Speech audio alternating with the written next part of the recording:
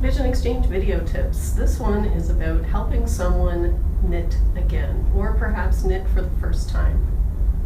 Some considerations. You want to make sure that if the person has use of some vision and benefits from color contrast, you want to make sure that the yarn is a dark color and the needles are a light color to make the most use of their vision. You want to pick needles that are fairly thick and easy to handle, especially for beginners. And again, you need yarn too that is also fairly thick because it's easier to feel. And you want to pick a yarn that is fairly regular in shape, nothing fancy, because you don't want to risk the needle splitting the yarn and causing more needless frustration. So when you are working with someone who is a former knitter, you want to concentrate on encouraging them to use their sense of touch. They may be someone who already used to knit, watching TV and never looking at their hands at all. So remind them, if they ever had the ability to do that, that they can still knit. For someone who is a beginner, you want to start by casting on about 10 stitches and knitting about 3 rows. Don't ask them to cast on and learn how to do that until they're confident with the basic knit stitch. Once you have about 3 rows on, it's easier for the beginner to figure out which way the work has to hang off the needle.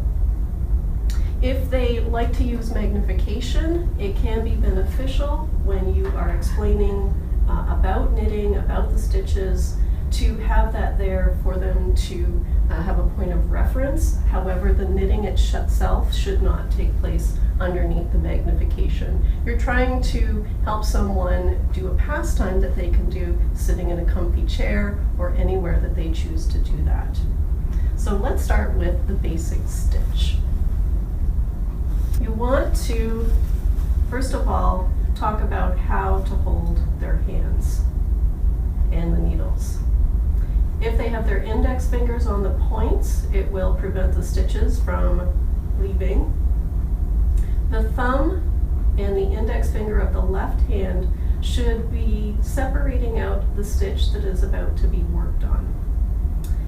The right hand holds the needle in a similar fashion, points together. For the stitch itself, the left thumb separates out the first stitch, feeling just to the left of it. The index finger of the left hand also holds the stitch on the point of the needle. It should be on the point. A common mistake is that a knitter will be trying to knit where the needle is still thick and they won't be able to complete the stitch that way. There's no room.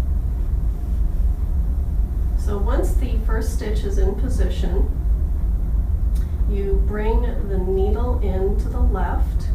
The thumb verifies where the tip of the needle is.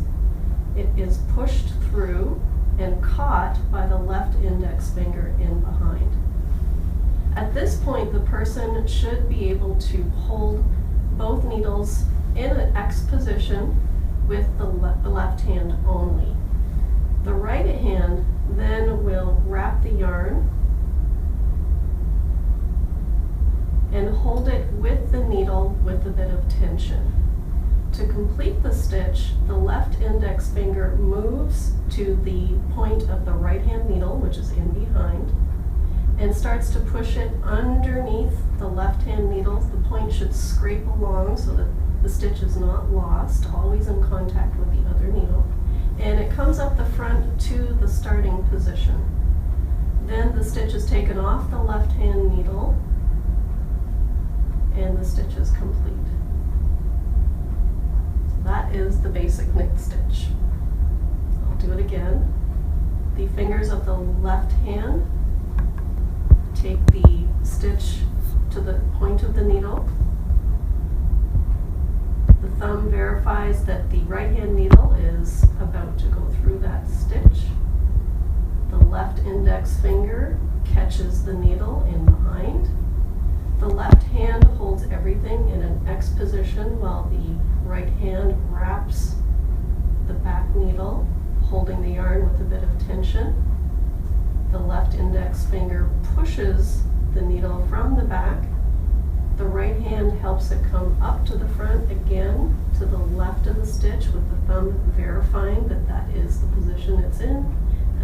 last step is the stitch comes off the left-hand needle and ends up on the right.